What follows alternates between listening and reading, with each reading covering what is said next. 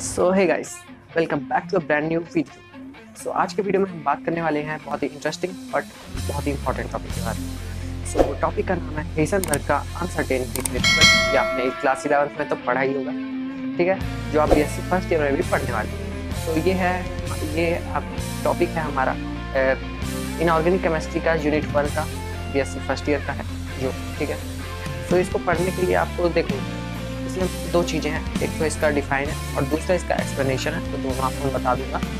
आपको मतलब ये 3 नंबर का आ जाएगा मैक्सिमम और 2 नंबर का आएगा मिनिमम। 2 से 1 नंबर का मिनिमम। 2 नंबर का अगर आएगा तो उसमें एक डिफाइन दे देगा और एक न्यूमेरिकल दे देगा। अगर 3 नंबर का आएगा तो उसमें डिफाइन, न्यूमेरिकल और एक्सप्लेनेशन तीनों देगा, ठीक है। तो आपको उसी हिसाब से पढ़ना है जो मैं आपको बताऊँगा इस बार, ठीक है। तो चलो शुरू करते हैं बिना किसी टाइम वेस्ट। तो हेजनबर्ग अनसर्टेनिटी प्रिंसिपल है क्या, इसमें चलो नजर डालते हैं। क्या लिखा है? A large moving object such as a planet follows a definite path, ठीक है, ये पता है, एक प्लैनेट डेफिनाइट पाथ ही फॉलो करता है, ठीक है। अगर इसका इनिशियल पोजीशन और मोमेंटम हमें पता है तो हम इसकी वो आगे की पोजीशन और मोमेंटम भी निकाल सकते हैं, ठीक है, निकालना पॉसिबल है। बट अगर यही चीज़ अगर हम सब एटॉमिक पार्टिकल लाइक इलेक्ट्रॉन और प्रोटॉन और न्यूट्रॉन के लिए अगर देखेंगे तो वो पॉसिबल नहीं है। तो हेजनबर्ग ने एक प्रिंसिपल बताया था जिसको कहते हैं हेजनबर्ग प्रिंसिपल, जो हमें कहता है it is impossible to measure simultaneously both the position and momentum of a macroscopic particle with absolute accuracy of certainty. मतलब इसका ये है कि अगर देखो, it is impossible to measure the both position and momentum of a macroscopic particle. Macroscopic particle मतलब electron, proton, neutron, ठीक है।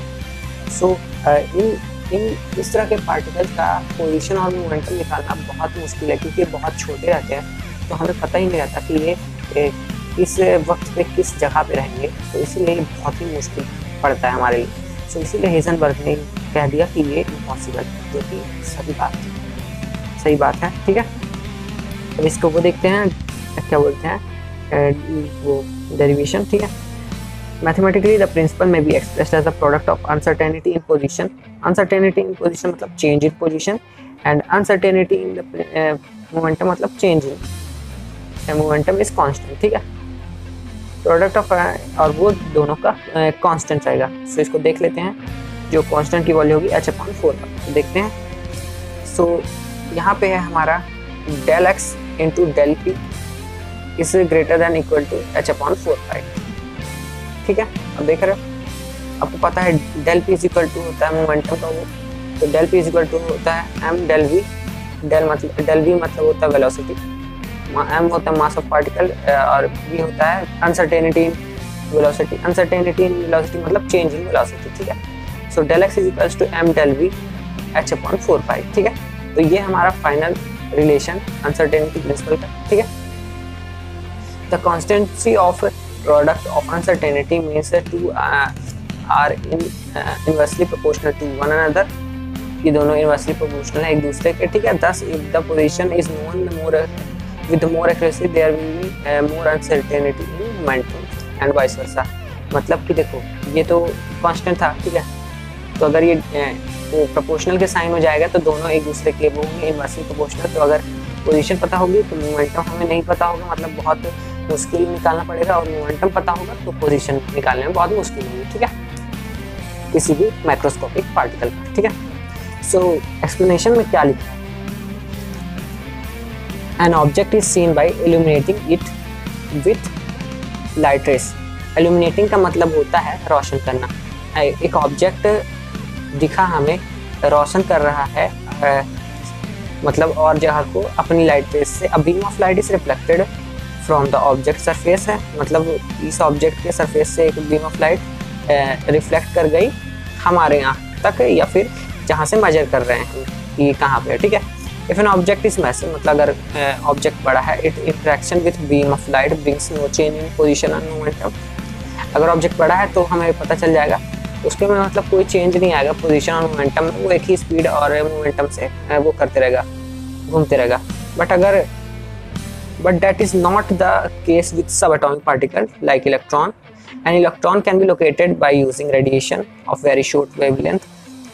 इलेक्ट्रॉन वो क्या बोलते हैं, electron can be located by using radiation by short wavelength. वो बहुत शॉर्ट वेवलेंथ से मतलब मूव करते हैं, लोकेट कर सकते हैं हम लोग, ठीक है।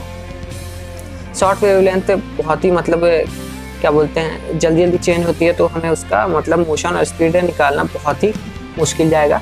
दस simultaneously determination of position and velocity of a moving electron is not possible, ठीक है। तो ये था छोटा सा एक्सप्लेनेशन। अब इसका देखो numerical value, uncertainty in the linear momentum with a velocity x axis, मतलब कि आपको यहाँ पे वैल्यू दे दी है किसकी, डेल पी की दे दी है, ठीक है। तो आपको डेल एक्स की वैल्यू निकालनी है, आपको एच की वैल्यू भी गिवन है, तो आपको निकाल लोगे, कोई ज़्यादा बड़ी बात नहीं है। देख सकते हो सॉल्यूशन भी है यहाँ पे और डायग्राम भी है एक्सप्लेनेशन का, ठीक है। सो ये थी गाइस छोटी सी वीडियो हेइसेनबर्ग के अनसर्टेनिटी प्रिंसिपल और उसका एक्सप्लेनेशन था जो इलेक्ट्रॉन का, ठीक है। और उसके न्यूमेरिकल कैसे आते हैं वो मैंने बताया इस वीडियो में। अगर आपको यहाँ तक वीडियो अच्छी लगी हो तो वीडियो को लाइक करना और चैनल को सब्सक्राइब करना और भी ऐसी अमेजिंग और एजुकेशनल वीडियो के लिए, ठीक है। और बेल आइकन को ऑल पे सिलेक्ट कर देना ताकि मेरी हर वीडियो आप तक सबसे पहले पहुंचे और आप उस वीडियो का पूरा फायदा उठा सको। सो मिलते हैं नेक्स्ट वीडियो में। अगर कोई डाउट होगा तो यहाँ पे इंस्टा में DM कर सकते हो या कमेंट सेक्शन में भी कमेंट कर सकते हो। मिलते हैं नेक्स्ट वीडियो में, तब तक के लिए subscribe the channel and be the part of family, ठीक है। चलो।